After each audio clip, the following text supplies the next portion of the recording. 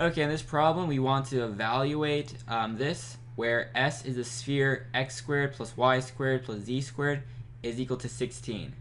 And to the right is the divergence theorem, a quick explanation. So we're just going to solve this example.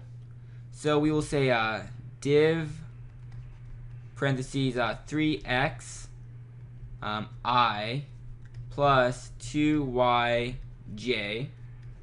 and that's going to equal, so we take the partial derivative of this in terms of x. In terms of x, we would get 3x here plus the partial derivative of this in terms of y, so 2y, and we don't technically have this, but we do the partial derivative in terms of z for our z term, so our k term, but we don't have it, so we'll say like 0.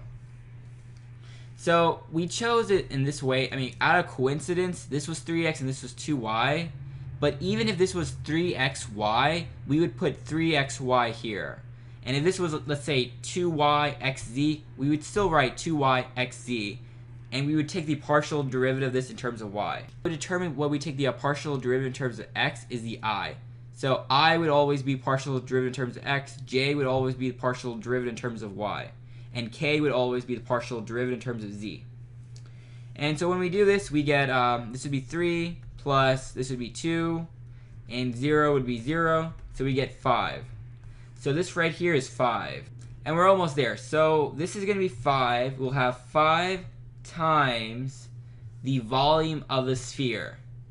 So the volume of a sphere, the formula is 4/3 pi r cubed. And in our case, our value is 4.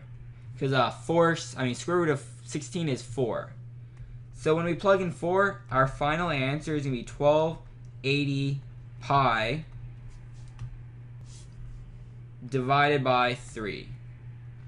And this is one very basic problem. That's all we need to do.